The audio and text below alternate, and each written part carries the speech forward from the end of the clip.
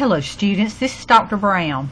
I have a PowerPoint that I'm going to show you, and this will be as for part of your assignment. You'll recall that we're using a flipped classroom, and so I'm going to give you this lecture first, and then you'll have this information as you work in the classroom for more involved group processes. This is about think sheets, which I think are really important for teachers to know about and adopt it as a philosophy in their own classroom. Now, we know the term cheat sheet, and we all use these little cheat sheets to help us to remember facts. But I think a better philosophy would be to provide students and for you as a professional to use something called a think sheet. And there are differences between a think sheet and a cheat sheet. So this is research-based. And here are some comments. Now, we're not going to read through this now, and you can go back and view this PowerPoint. It'll be on Blackboard.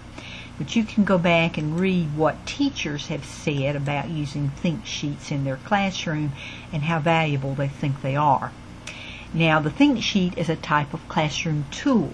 And you say, well, what does this have to do with computers in the classroom? Well, quite a bit, because the resources that you have available with even the simplest technology tools can help support the use of think sheets. Think sheets can be electronic. Now, here are the three main uses. A think sheet can help the student think strategically, help them plan what they're going to do, help them determine what they need to learn, how they're going to learn it, and what the outcomes were.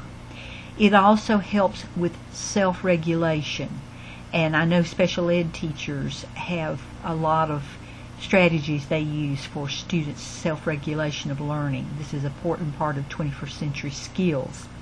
And then the third main category is reflection to assess outcomes, and that doesn't just mean testing, but to reflect on what I learned and how it's going to help me in the future.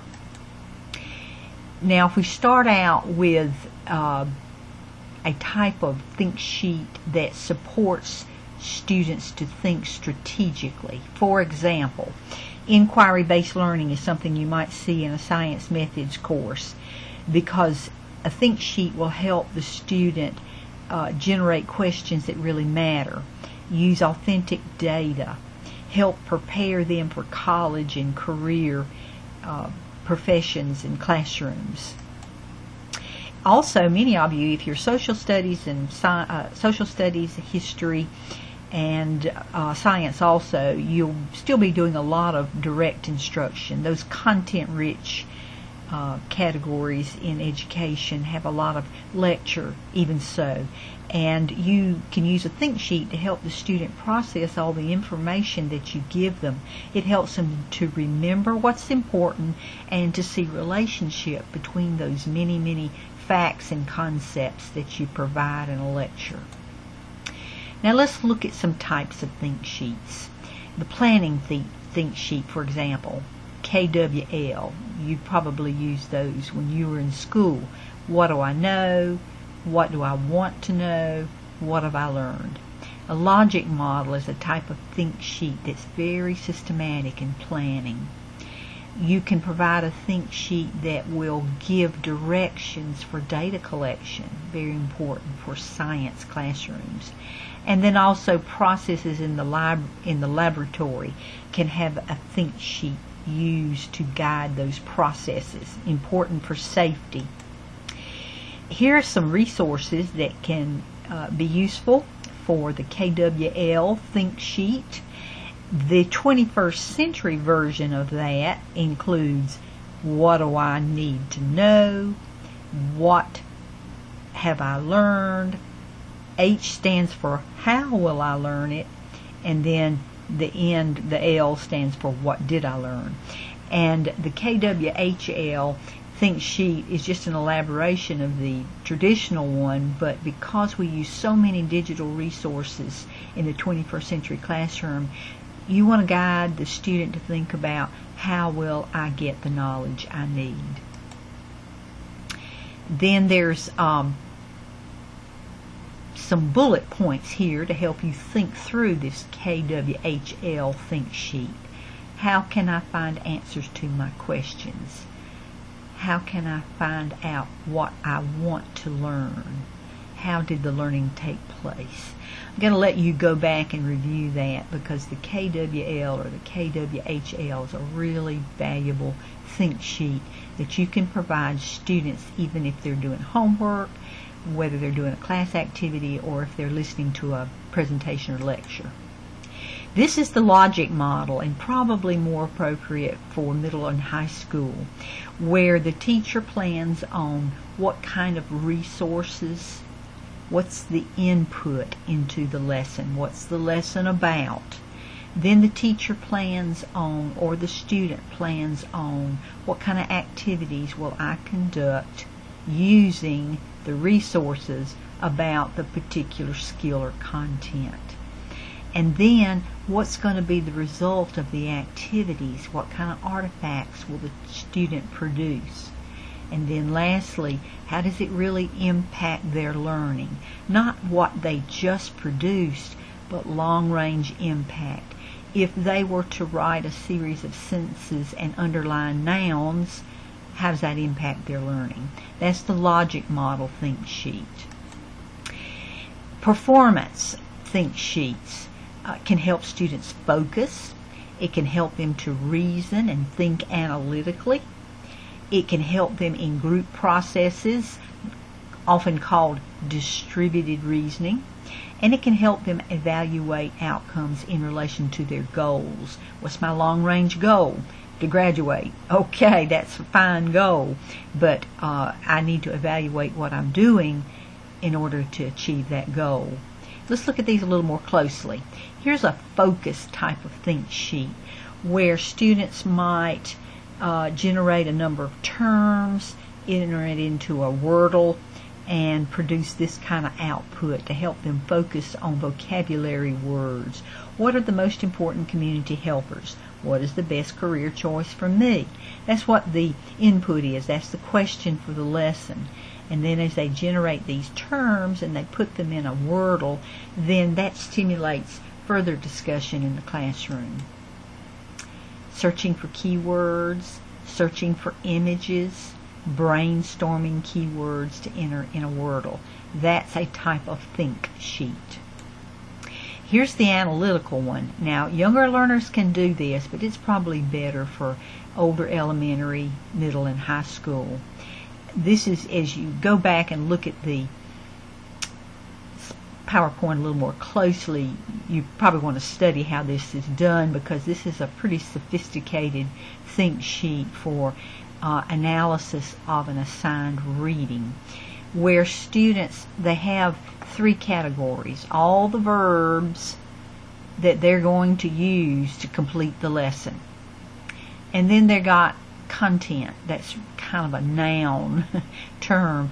You know, what is it that I'm studying?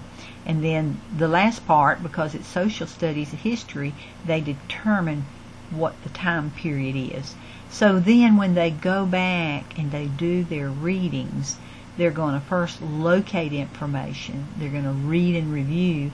They're going to analyze it, maybe by making more charts and tables. They're going to compare ideas, and then they'll reflect on what they've learned. They can, in this column, enter where they located information on family life in the U.S. post-Civil War era, or where they located information in life in the U.S. during World War I. Do you see how they've got to really analyze what they're doing, where they get it? That here they would also enter main ideas that they gathered in their reading. They could enter a reflection on what they've read. What does that mean to me? And then, of course, over here they note the time period, because understanding that sequence of time is important. So you can see how this kind of think sheet, better than just a cheat sheet with lists of events and times and names, this helps them for that deep learning that is so necessary for 21st century. This distributed reasoning. Now, this is an interesting term. It's really just group processes. But there's been a lot of research to show that people learn better and they apply it better to real-world situations as they share and talk about topics, questions, processes, talking seriously about it, taking notes, having a group leader to facilitate the process. This is something, if you give students some kind of a question answer sheet or a reflection sheet that the group leader can use, this really is a type of think sheet that enhances learning. Performing outcomes. This is in the form, these think sheets are in the form of checklists. It can be rubrics with student-generated criteria. It can be peer-review forms. Now, I'm going to give you in this class some checklists. I'm going to give you some rubrics. Probably because it's summer school and we're short on time, I'll go ahead and put the criteria in. And then we're also going to do some peer reviews.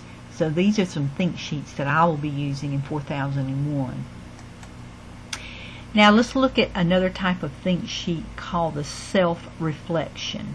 Now this is different from the evaluation type of think sheet. This one is a reflection using things like journals, blogs, or a reflection journal. This is more about personalizing learning rather than assessing outcomes. Here's some questions that a think sheet for self-reflection could include. Review questions, tasks, and ideas in the classroom lesson. Think about answers located in the book, the internet, what the teacher said, what other students in the class said. Match right answers to my writing, my drawing, or my presentations. That's kind of a self-assessment, but it's done in a reflective manner. Thinking about what do I need to change in my artifact, my lesson outcome. How will this project or activity help me in the future? Now, this is not going to come naturally to students, young or middle or high school students. The teacher will have to model these kinds of thinking processes, and it would have to be over a period of time before the student really learns to think self-reflectively with a think sheet. This is something called generative learning, and there are a large number of strategies. Rather than just dumping information, you analyze information, and you can do that with drill and practice. There's nothing wrong with drill and practice. Many things have to be learned through drills. Integration. This is a type of strategy where you write things like analogies, metaphors, you summarize, you outline, or you write test questions. Organizational strategies. These are ones where you use like that table I showed you earlier. You can use thinking maps, spreadsheets, other online tools to help organize thinking. And then the elaboration strategy is one where students will take like a unit of study, and then they're going to generate posters, blogs, cartooning, prezzies to report on what they've learned. And this is using something that we'll be doing in this class. Let's see if this will link.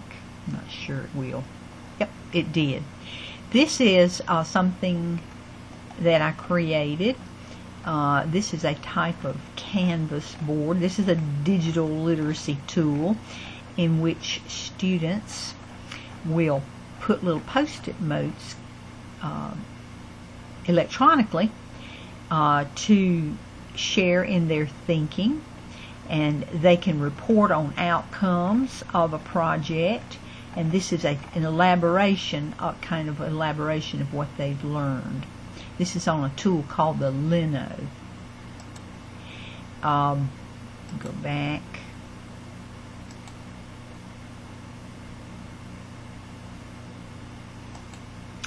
But there's a number of cartooning is very popular for elaboration. Glogster posters, blogs. These are all a type of thinking process where a student will transform what they've learned and put it in a new format.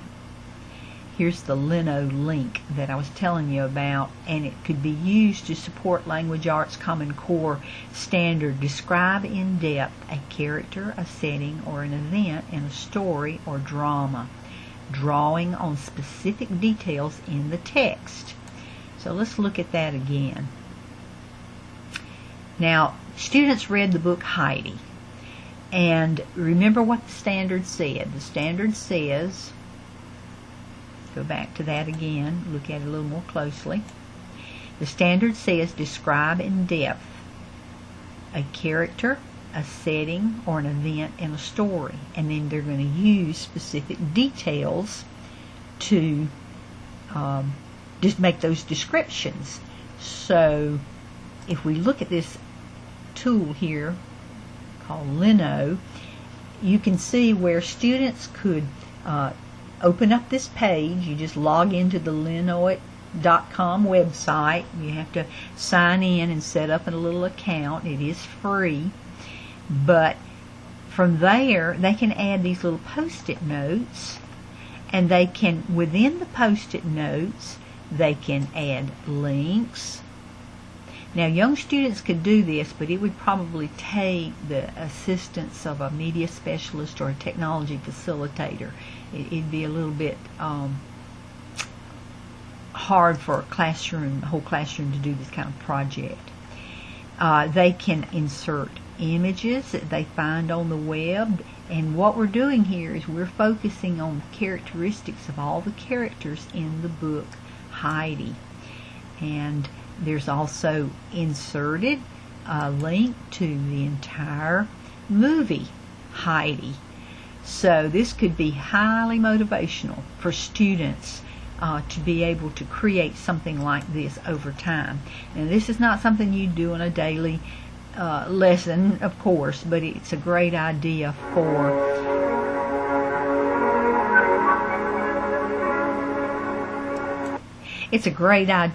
a unit project or a special enrichment project. Alright, now going back to ThinkSheets, here's just a screenshot from that Heidi project using Linoit website.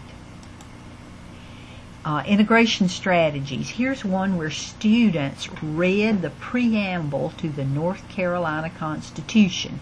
They read that from this website. Then they copied the text from the preamble and they dropped it in a website called WordSift.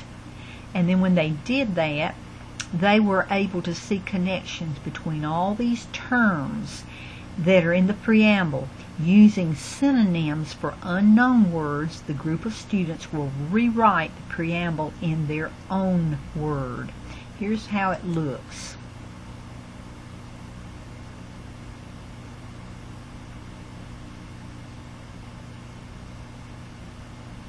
Hope we can get through. Of course, you know, when you're teaching with websites, sometimes you don't connect. And when that happens, then you just go to your plan B. Okay, I've gone into a loop now, so that means I'm probably going to have to break out of this. And I am going to do that. And that's okay, because you'll have the same thing happen in your classroom, and you're going to want to just move forward as quickly as you can, because you don't want students to get distracted and then probably you've lost control of your classroom. So let's go back to my PowerPoint, and I'm going to pick up where I left off.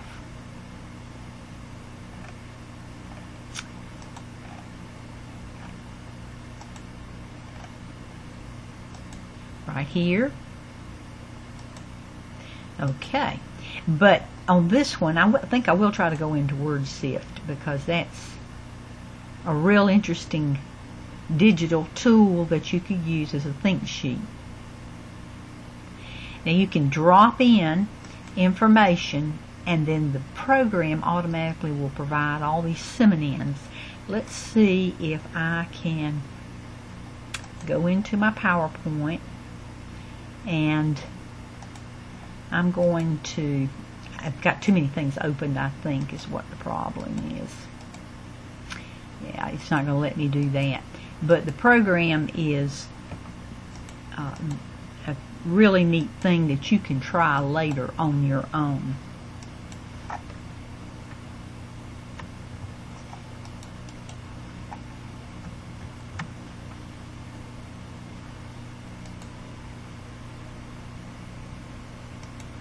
Now you see what I'm doing? I am going into Task Manager, and I'm going to stop the tools that are kind of slowing down my processor on this computer.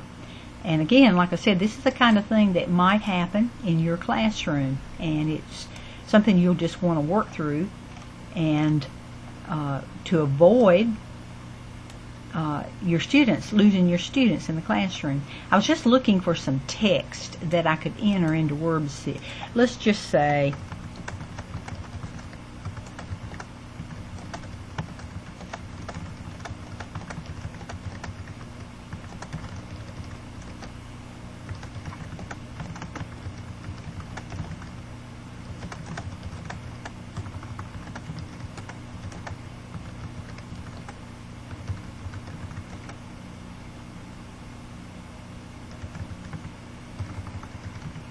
alright, now if I sift this, it's going to show me all the words that I just typed in, and then it's going to match it up with all these synonyms. And for those of you who are in secondary English, social studies, those type content, even special ed, you are going to find this WordSift a pretty handy tool. And it's wanting me to sign in, but I won't take time to do that. But this is a great tool to use with language arts classes. So let's go back now to our PowerPoint, and I'm going to start in where I left off. I'm going to jump ahead. Here's one of the KWL charts. Here is a Prezi that you're going to be learning about soon. But this is the one I wanted to show you that I think you're going to find really interesting, and we're going to end with this particular slide. This is the pedagogy wheel, and a man in Great Britain developed this, an educator, Alan Carrington, and he has all of these tools, these Web 2.0 digital tools that he uses that are mapped to Bloom's taxonomy. And so you could probably spend hours and hours using all these different recommended tools. Here's the PDF version of it, and you can access this through the PowerPoint that you'll see on Blackboard. But let's just look at some of them. As I said, he's got these mapped to some education models. He has it mapped on his website to Bloom's. Here's your Bloom's levels here. Let's just look at, for example, Evaluate, a higher level learning. And one of the things that he's linked to is Edmodo. And that's, of course, a pretty hot tool in the schools right now. And when you click on that, it will take you right to an iTunes login where you can download information on Edmodo. Let's look at another one. If I can go back.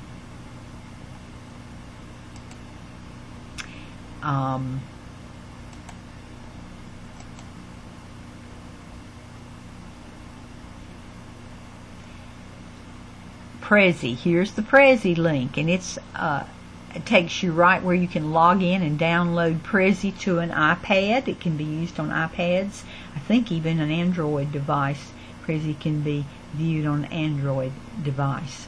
So I again just wanted to make sure that you were able to understand what ThinkSheets are.